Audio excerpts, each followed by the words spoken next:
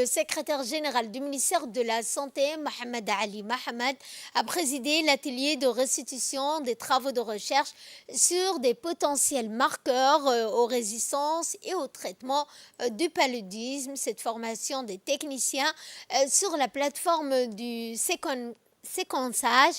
Eh bien, ainsi, l'objectif de ces travaux de restitution présidés par le secrétaire général est que le pays soit en capacité de réaliser une étude d'efficacité thérapeutique des traitements antipaludiques tels que recommandés par l'OMS, de développer également des protocoles de séquençage d'efficacité thérapeutique des traitements antipaludiques. Former également une équipe de laboratoire au laboratoire Pelletier, bien le laboratoire national de référence à la réalisation du volet de séquençage de l'étude. Former également les équipes à la lecture bioinformatique de ces séquences. Obtenu cette activité du plan stratégique du pays de lutte contre le paludisme s'inscrit dans le cadre de financement donc des pays financés par le Fonds mondial. Je souligne le travail effectué par les nombreux résultats permettant une avancée à Djibouti. Mais cette mission ne s'arrête pas là. Elle se poursuit, j'espère, avec la proposition de soumission d'un article scientifique auprès d'une revue à comité de lecture qui, j'espère, les résultats, une fois publiés à l'échelle de la communauté scientifique, portera lumière à Djibouti. Je tiens tout d'abord à féliciter les participants pour leur engagement et leur dévouement tout au long de cet atelier, votre travail acharné et votre volonté d'apprendre sont des qualités essentielles pour progresser dans la recherche et la lutte contre le paludisme. Je suis convaincu que les compétences que vous avez acquises ici vous seront extrêmement utiles dans vos efforts pour améliorer la prévention, le diagnostic et le traitement de cette maladie.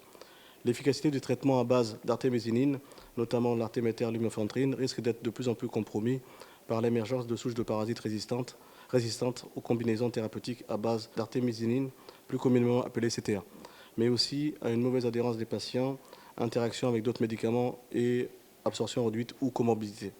Par conséquent, le séquençage moléculaire pour détecter les souches avec les marqueurs de résistance est une étape fondamentale dans la détermination de l'efficacité des CTA aux échéants. Je voudrais également exprimer ma reconnaissance envers Inspectrice France et le CHU de Djibouti pour leur dévouement et le professionnalisme, puisque les participants formés seront dorénavant capables de contribuer à la phase moléculaire de toute étude qui se feront à Djibouti à l'avenir. Je suis très heureux de participer à la réunion de restitution des travaux de recherche sur les potentiels marqueurs de résistance au traitement du paludisme et de la formation des techniciens sur la plateforme du séquençage NGS. La lutte contre le paludisme à Djibouti repose sur deux grands piliers, dont la prise en charge des cas et la prévention dans les zones cibles et chez des populations les plus exposées au risque de la maladie. La prise en charge des cas de paludisme passe d'abord par le diagnostic biologique pour la confirmation et ensuite la mise sous traitement pour les cas positifs.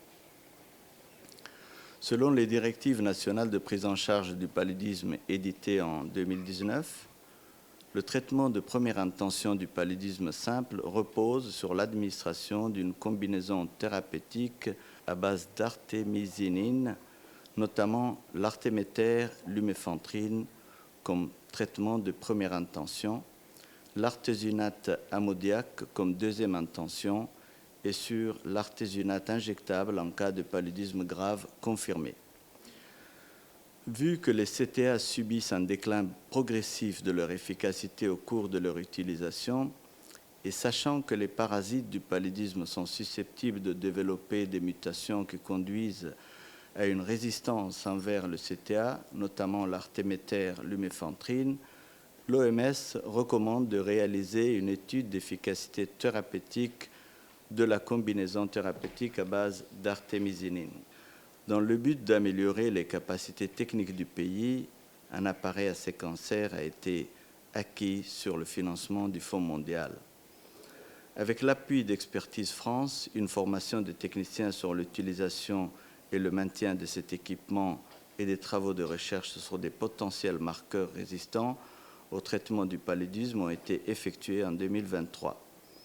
Les techniciens formés sur le séquençage constituent un investissement durable dans le potentiel humain du pays pour la production des évidences de qualité supérieure dans le domaine de la santé en général et de la lutte contre le paludisme en particulier.